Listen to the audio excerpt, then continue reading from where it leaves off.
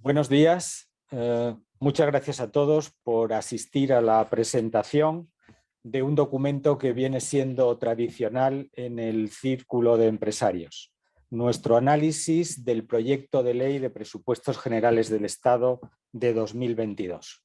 Tienen ustedes el documento disponible en nuestra página web, así como un pequeño resumen y la nota de prensa. En este momento, dada la situación de crisis en la que vivimos, parece que el Gobierno no está dispuesto, mediante estos presupuestos, la clave de su política económica, a afrontar la realidad y asumir los retos que necesita afrontar nuestra economía. Me acompaña Juan María Nin, vicepresidente del Círculo de Empresarios y presidente del Grupo de Trabajo de Economía y Unión Europea, que junto con el staff del Círculo ha desarrollado este documento. Aunque los presupuestos generales del Estado empiezan hoy su tramitación en el Parlamento y están sujetos a las correspondientes comisiones, tampoco tenemos asegurada su aprobación en los próximos días. Sabemos que estos presupuestos necesitan del apoyo de determinados grupos parlamentarios que requerirán determinadas condiciones, con lo cual pasamos a entender que estos presupuestos son unos presupuestos que interesarán al Gobierno y a los partidos que lo apoyen, pero muy probablemente no serán los presupuestos que necesite nuestro país para acometer sus grandes retos. Además de esto, hay que tener en cuenta que dos instituciones fundamentales, como son el Banco de España y la AIREF, ya han expresado sus dudas con relación al realismo de las proyecciones económicas, sobre todo en lo que se refiere al crecimiento del PIB.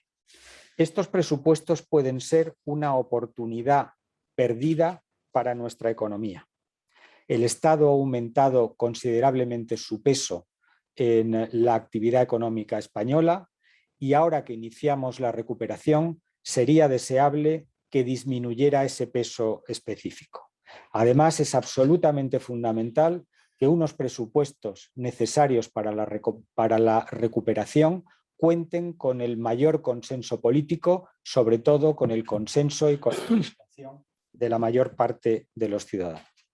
Sin embargo, estos presupuestos muy probablemente van a perjudicar la inversión, tanto público como privada, y además es muy posible que no colaboren a la utilización de los fondos europeos y como consecuencia se genere un retraso en la aplicación de estos fondos.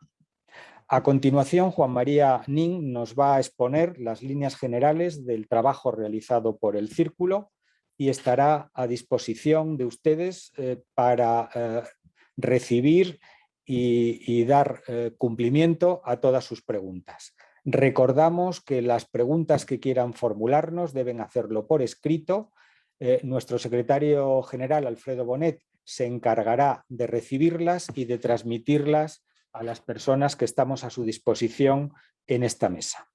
Muchas gracias a todos de nuevo por su asistencia y paso la palabra a Juan María Nin. Muchas gracias, Manuel. Muchas gracias a todos por asistir un año más a esta presentación de nuestra valoración, nuestro análisis de los presupuestos generales del Estado. Este año los hemos titulado como Desconectados de la realidad y sin visión de futuro. Y claro, con este título pues lo que tenemos que hacer es explicarnos, ¿no?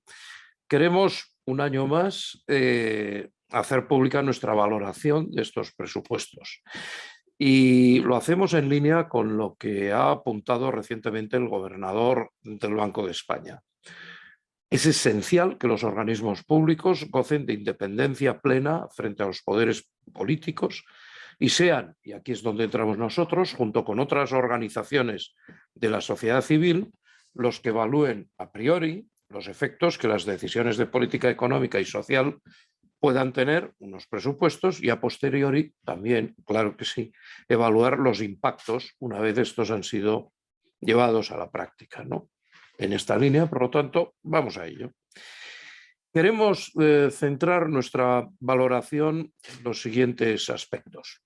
El primero de ellos, ya comentado por todos nosotros, es la previsión macroeconómica.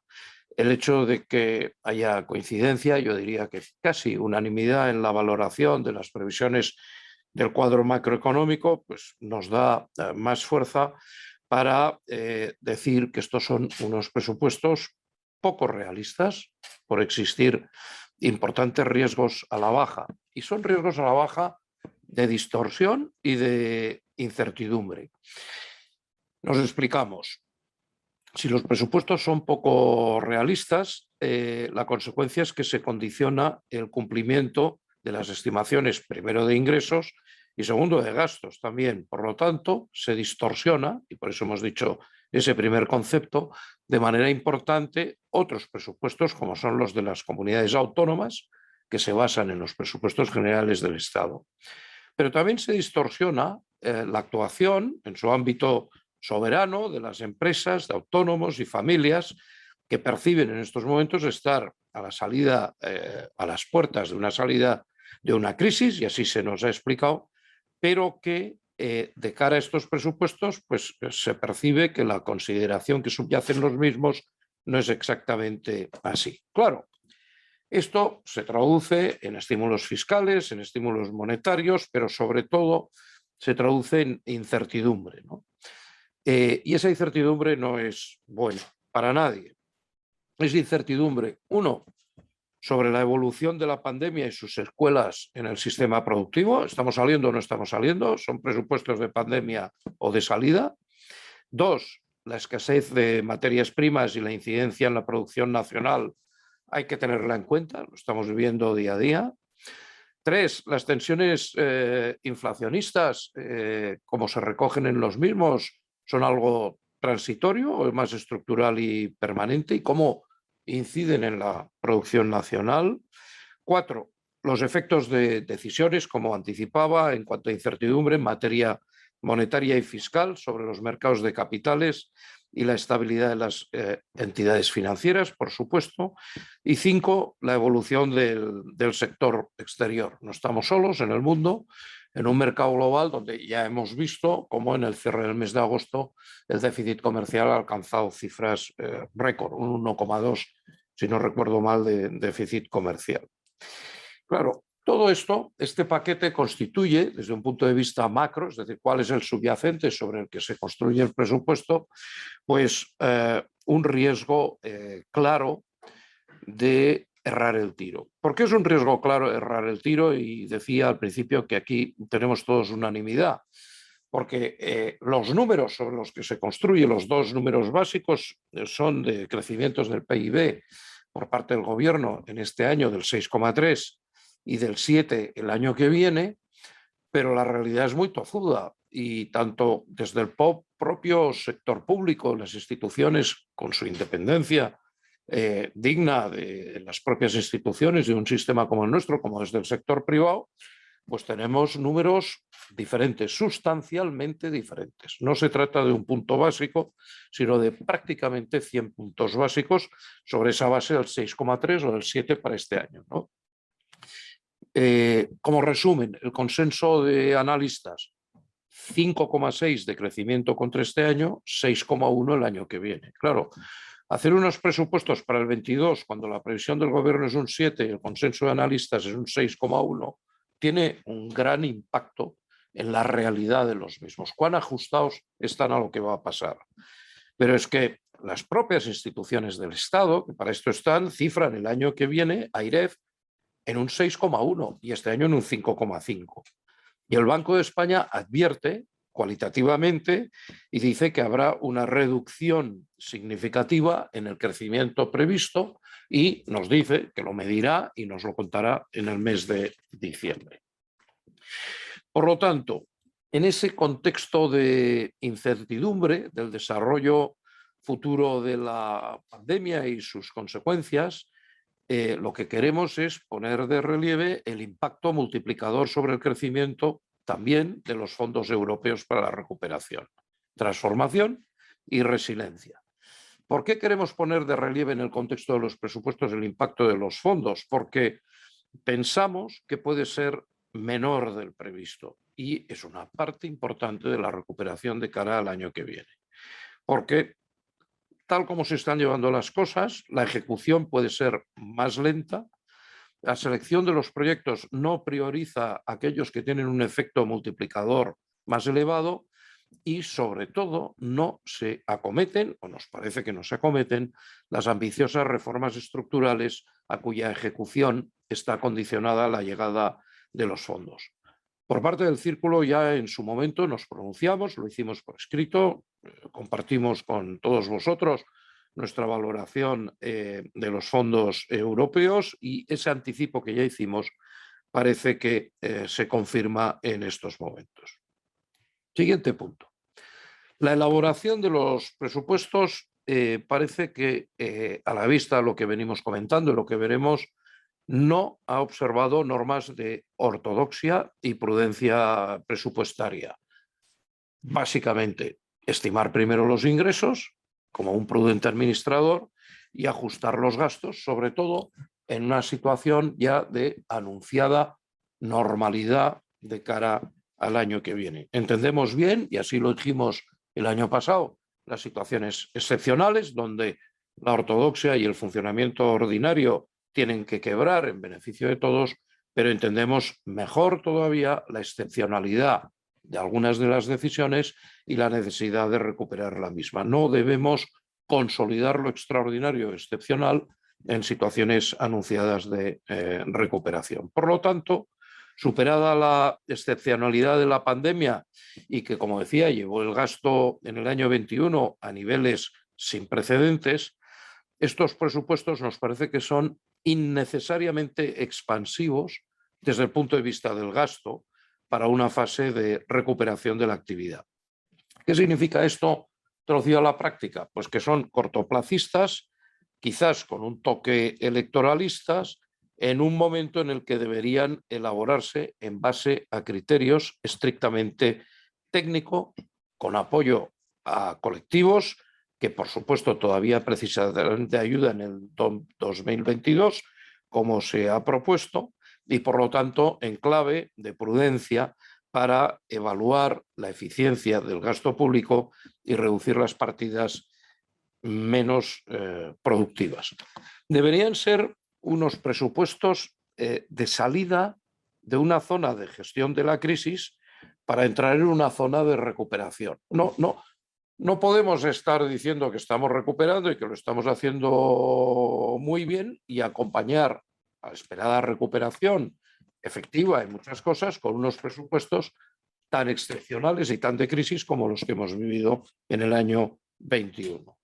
El apoyo fiscal, por supuesto que sí, pero debe ser un apoyo fiscal selectivo. No es así. Estos presupuestos consolidan el déficit de estos años, por lo que no reconocen la nueva etapa que deberíamos iniciar con la corrección. Claro, consolidar un déficit de años prácticamente 20-21 y llevarlo al 22, y por lo tanto sobre lo que fue un año de normalidad, como fue el 19, pues es entrar en una zona muy estructural de cara al futuro. Pero no solamente estos presupuestos consolidan ese gasto, es decir, cómo estábamos en el 19 y todos miramos al 19 para saber que estamos recuperando a nivel individual, familiar, empresarial, por supuesto público, sino que además en esa incorporación del gasto tan importante que se ha añadido en lo que es el funcionamiento del Estado, en los presupuestos, se incorpora paralelamente un aumento de impuestos que consideramos contraproducente para el fomento del crecimiento de la fuente de recaudación más importante, que es el crecimiento de la base. Si crece la economía, crece, por supuesto, la recaudación de impuestos para cubrir el presupuesto de gastos. Pero no solamente el incremento de presión fiscal atenta contra ese crecimiento, contra esa necesaria recuperación de la base, sino que además va contracorriente.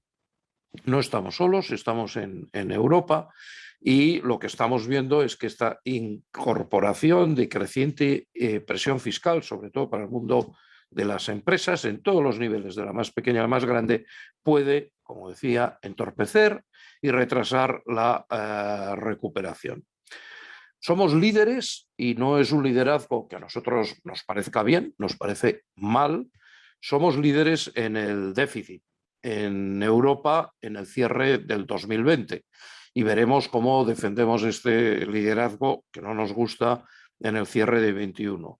Y contamos con la mayor cuarta deuda pública en Europa. El incremento de impuestos va a contracorriente, es decir, no es la tendencia en todos los países, algunos más estructuralmente cercanos a nosotros, sirva el ejemplo italiano en cuanto a déficit y deuda sobre PIB, que han optado, como decía, por el crecimiento de la base para recaudar más, que crezca la economía, y no, y repetiré después el concepto, exprimir la naranja hasta límites bueno, pues que producirán el efecto contrario, como ya hemos experimentado otras veces. El presupuesto del año 22 exigiría una corrección que no vemos, no la vemos, de ese liderazgo en cuanto a déficit y esa cuarta posición en cuanto a deuda. Lo que sí podemos decir, y nos iremos viendo en próximas etapas presupuestarias, es que esa corrección la veremos en el futuro, porque las cosas se corrigen naturalmente. El incremento de gasto, además, contiene otro concepto más tóxico. La imagen podría ser una muñeca rusa, ¿no? Donde la segunda de las muñecas, en ese gasto, que fuera la primera, es el gasto estructural. La segunda de las muñecas es que crece sola, pero no crece aritméticamente, crece geométricamente y por lo tanto termina rompiendo como gasto estructural, incremento de gasto estructural, la que contiene el total del gasto, ¿no? Estos presupuestos incorporan un incremento de gasto estructural importante. Se aprecia y se mide y se le ponen números que los tienen en nuestra presentación en el alza del gasto de personal por el aumento de salarios y de plantilla ampliada en el 21. Más plantilla y más salarios. La revalorización de las pensiones con el IPC y otras medidas de tipo coyuntural que se convierten en estructural y que tienen escaso impacto en el crecimiento potencial, como son bonos a colectivos concretos que pueden generar distorsiones en el mercado contrarias a las perseguidas. Datos puntuales, excepcionales, que se van a convertir o se pueden convertir en estructurales. Todo ello sin contar con el gasto en desempleo y las inversiones en el aumento de gasto público tras la pandemia. Grandes números, un 19% el incremento de gasto superior al año 19.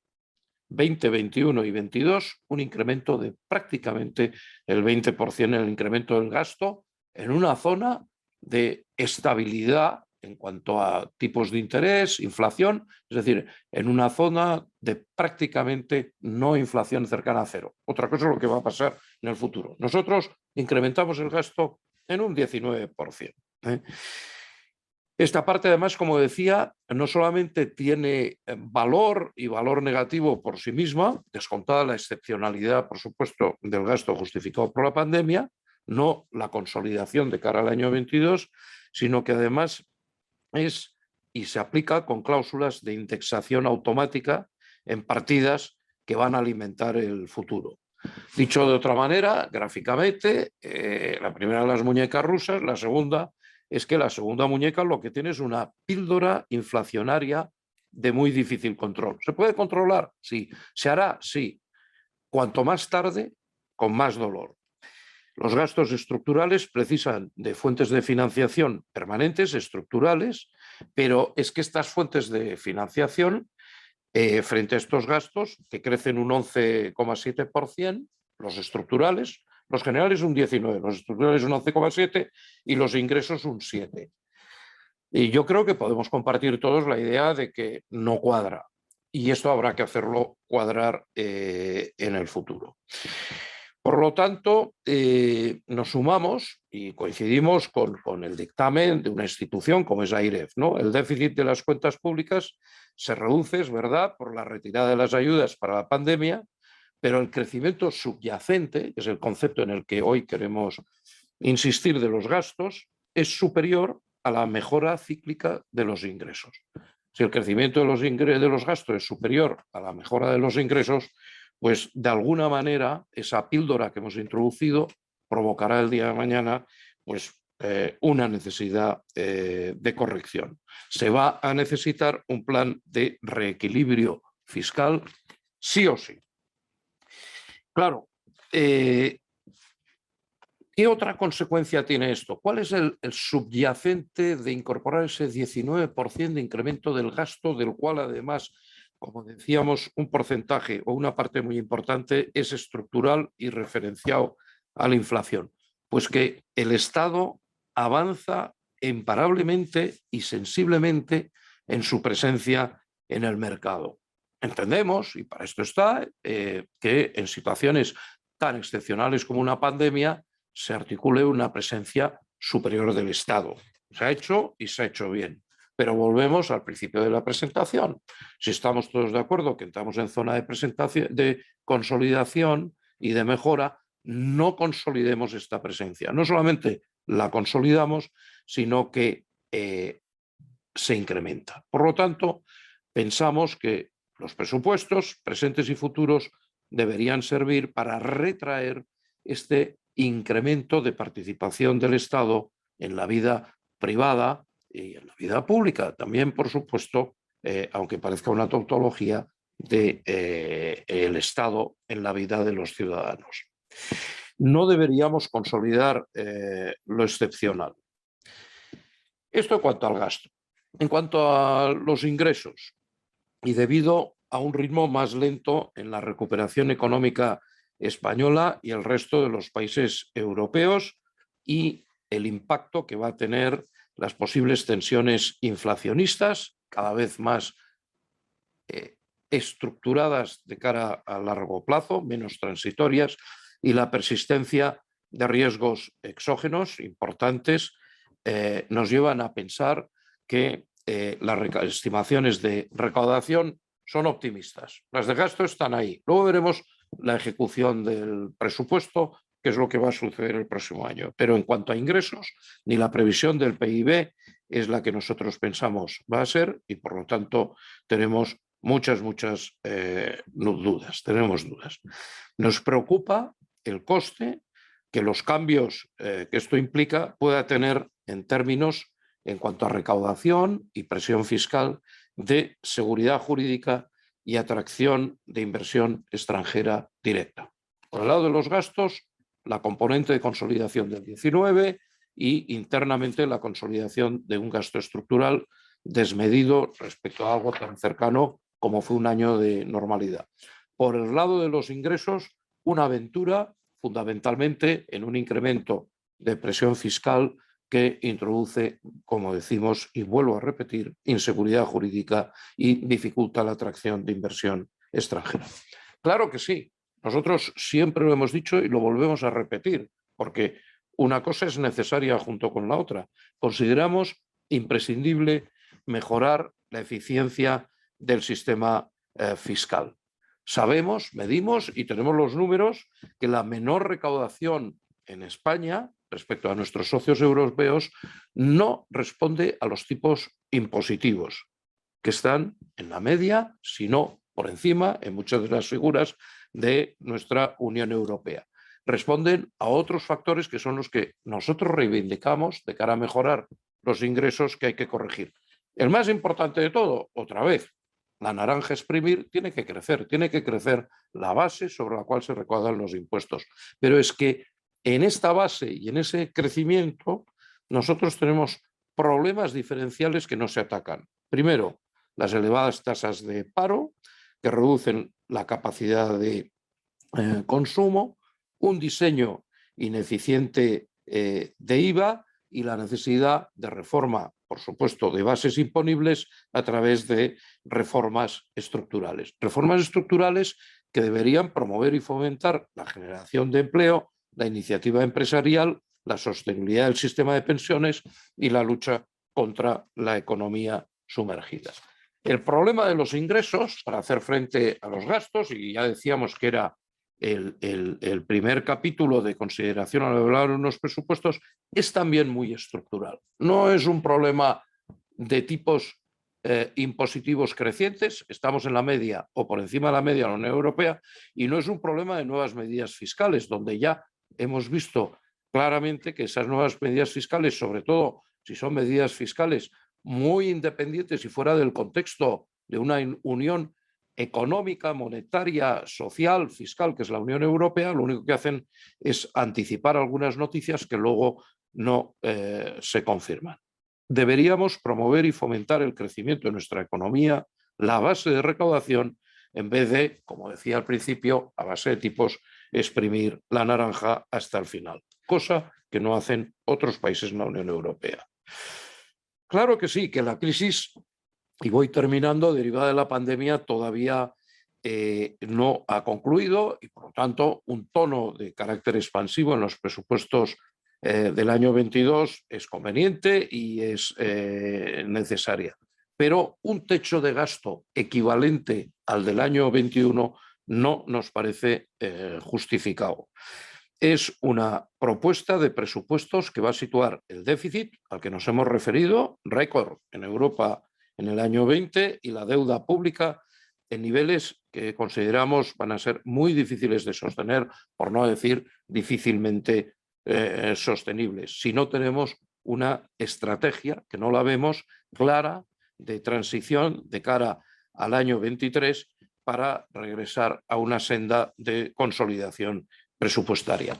Este no es un ejercicio nuevo para nosotros, ya hemos pasado por esto. Y hemos pasado por esto con gran sacrificio, con grandes problemas, con enorme tensión, pero esa senda de consolidación presupuestaria, no estamos solos en el mundo, es un acuerdo de nivel europeo que se ha suspendido temporalmente, pero que se recuperará, yo estoy convencido de ello, en el año 23. Qué oportunidad perdida no haber empezado en el año 22 a hacer los deberes en este sentido. Descompensación de gastos ingresos en un escenario macro que no estamos todos de acuerdo, salvo el que se utiliza para los presupuestos, no es el escenario central en absoluto, ojalá lo fuera, implica además otra consideración en la que el Círculo ha hecho siempre especial hincapié, y es que podríamos estar descargando en un futuro inmediato, es decir, a la próxima generación, desequilibrios que no estamos como sociedad dispuestos a corregir en estos momentos. Y esto, como dicen los anglosajones, no es fair. El país con la tasa de paro juvenil más importante de Europa no puede además descargar de esa manera sobre futuras generaciones las decisiones de corrección de la senda del déficit. Finalmente, también nos preocupa algo que no es puro porcentaje, y los porcentajes están muy bien y hemos hablado de porcentajes del PIB. Es cierto que la deuda pública sobre PIB, si se produce el crecimiento, esperemos que sí, baja hasta el 115. Hace 2 telediarios estábamos en un 60% de deuda, hace pocos años, muchos lo hemos vivido, sino que nos preocupan las cifras absolutas. Es decir, oiga, ¿de qué hablamos? Hablamos de un porcentaje que tiene valor, pero hablamos de cifras absolutas. Y estas cifras absolutas de déficit y de crecimiento de deuda es una debilidad importante que no deberíamos permitirnos en un escenario que plantea 2 impactos. Una, cuanto mayor es la cifra absoluta de deuda, más peso, más lastre hay para el crecimiento económico. Pero segundo, ese lastre, esa deuda que hay que aguantar entre todos, que es estructural, que está ahí, que en cifras absolutas continúa creciendo, se convierte en algo tóxico o potencialmente tóxico en un escenario de inflación y en consecuencia de subida de tipos de interés. No cabe ninguna duda de que han cambiado las cosas en los últimos meses. Estamos hablando de posibles ejercicios de tapering, con todo lo que significa de factibilidad de colocación de la deuda pública. Estamos hablando de posibles subidas de tipos de interés. Y como consecuencia de ello, estamos hablando de unas cifras absolutas sobre las cuales en ese escenario de 22 o en este escenario 23, el ejercicio de renovación de la deuda en términos de liquidez, la última de las palabras, cuando de verdad hay que tomar medidas de corrección, o el ejercicio de dotación presupuestaria para el servicio de la deuda, se convierten en algo realmente muy, muy pesado. Ese servicio de la deuda, que crece sin parar y que crecerá otra vez, es un escenario de cara al futuro que lastra el crecimiento y que descarga sobre futuras generaciones. Por lo tanto, ¿qué recomendamos? Uno, reconsiderar las previsiones económicas. Parece que hay un acuerdo muy unánime de que este no es el escenario central. Acometer un esfuerzo intenso para ejecutar los fondos europeos presupuestados y las ambiciosas reformas estructurales. Las hemos acordado, estamos de acuerdo en que las necesitamos y hay que hacerlo. Y es un deber institucional de todos. Nosotros, por supuesto, para ello, los primeros. Acometer un ejercicio de evaluación de la eficiencia del gasto. ¿Cómo estamos gastando? ¿Tiene sentido? ¿No tiene sentido? Contener los incrementos de impuestos a las empresas. Otra vez, tiene que crecer la base, necesita crecer la economía. Coordinar a nivel internacional los cambios en las figuras impositivas y, por lo tanto, no permitirnos zonas de inseguridad jurídica o de anticipaciones sobre las cuales otros sistemas económicos que compartimos, pero competidores, se basan para ganar en la carrera del crecimiento. Y presentar, por supuesto, un riguroso plan de consolidación fiscal.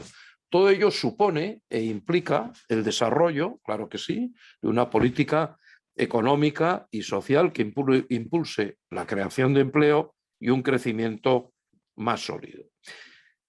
Y en esas partidas, de cara al futuro y en coherencia con lo que decíamos de recuperación en el año 22 y 23, una especial llamada de atención que siempre hacemos en el círculo sobre la necesidad de potenciar, que no la vemos, e invertir en más educación. Estamos por debajo de Europa en este capítulo y pensamos que la educación es determinante para el crecimiento. Finalmente, desear, sabemos que es difícil, que unos presupuestos se pudieran aprobar con el máximo apoyo parlamentario. Dicho esto, muchas gracias. Tenéis la documentación a vuestra disposición y estamos, por supuesto, encantados de corresponder y tratar de responder a vuestras preguntas. Muchas gracias, Juan María. No sé si tenemos preguntas en la sala o pasamos directamente a las preguntas que nos transmita Alfredo Bonet. Alfredo, por favor. Sí, muchas gracias, presidente. Tenemos por ahora 3 preguntas en una que nos hace Miguel Valverde de Expansión. Nos dice, por favor, ¿qué opina el Círculo de Empresarios sobre la propuesta del Gobierno sobre la reforma laboral? Y en concreto sobre el hecho de que el convenio sectorial tenga prioridad salarial, pone prioridad salarial sobre el de empresa y la restauración de la prórroga indefinida de los convenios, no de la ultraactividad. Y por último pregunta, ¿qué opina el Círculo sobre la intención del Gobierno de subir medio punto las cotizaciones sociales en los próximos 10 años? Muy bien. En primer lugar, la reforma laboral de la que estamos oyendo hablar en los medios de comunicación no es realmente una reforma, es una contrarreforma. Y yo quiero recordar que la reforma laboral del ejercicio 2012, del año 2012, no es la reforma laboral del Partido Popular, es la reforma laboral acordada por el Gobierno de España con Bruselas. Es una reforma o fue una reforma absolutamente necesaria y que hoy está permitiendo dotar a la economía española, a través de un mecanismo como los ERTE, de los mecanismos de flexibilidad necesarios para afrontar una crisis. La reforma que nos tenemos que plantear no consiste en dar 2 pasos atrás, consiste en avanzar. En ese sentido, la semana que viene, el jueves de la semana que viene, el Círculo de Empresarios va a presentar su proyecto de reforma laboral. Una reforma laboral que implica avanzar y una reforma laboral que está pensada para aquellos que no tienen trabajo, para acabar con el desempleo y para acabar con la temporalidad. Ese debería ser el objetivo de la reforma laboral que hay que acometer ahora, de acuerdo además con las directrices de Bruselas. Por otro lado, siguiente elemento de la pregunta, ¿cómo vemos en esta reforma laboral o en esta contrarreforma laboral que está negociando el Gobierno algunos aspectos como la prevalencia del convenio sectorial sobre el convenio de empresa? Lo vemos muy mal. Es absolutamente imprescindible que las empresas tengan capacidad y flexibilidad suficiente para acordar libremente con sus trabajadores cuáles son las condiciones en las que la empresa y los trabajadores quieren desarrollar su actividad laboral. Dar prioridad al convenio sectorial supone dar prioridad a representantes legítimos, tanto de los trabajadores como de las empresas, que están o que son absolutamente ajenos a la realidad de cada empresa en concreto. Como consecuencia, nos parece mal. La pregunta también iba dirigida a que diéramos una valoración sobre las recientes declaraciones del ministro de Seguridad Social sobre la subida de las cotizaciones sociales. España cuenta con una de las cotizaciones sociales más altas de la Unión Europea. Incrementar las cotizaciones sociales para hacer frente a las pensiones es un remedio más de un sistema gravemente enfermo que no va a acabar de solucionar, en definitiva, el problema esencial, el problema estructural del sistema. El Círculo de Empresarios, dentro de 3 semanas, va a hacer una propuesta muy concreta sobre cómo habría que reformar el sistema de pensiones para acabar de una vez por todas con ese desequilibrio que nuestro sistema tiene de cara a los ciudadanos y de cara a la sostenibilidad de su propia economía. Y como consecuencia vamos a hacer una propuesta que está fundamentalmente basada en el retraso de la edad de jubilación y en la concesión a cada ciudadano de la libertad para elegir cómo decide planificar su vida laboral y el momento de su jubilación. De esa forma acabaríamos de una vez por todas con este desequilibrio y, en definitiva, con la necesidad del gobierno de turno de proponernos pequeñas reformas de parámetros, pequeñas pagas, pequeños incentivos para conseguir avanzar unos años más en la sostenibilidad de un sistema que, si no se reforma estructuralmente, será absolutamente sostenible.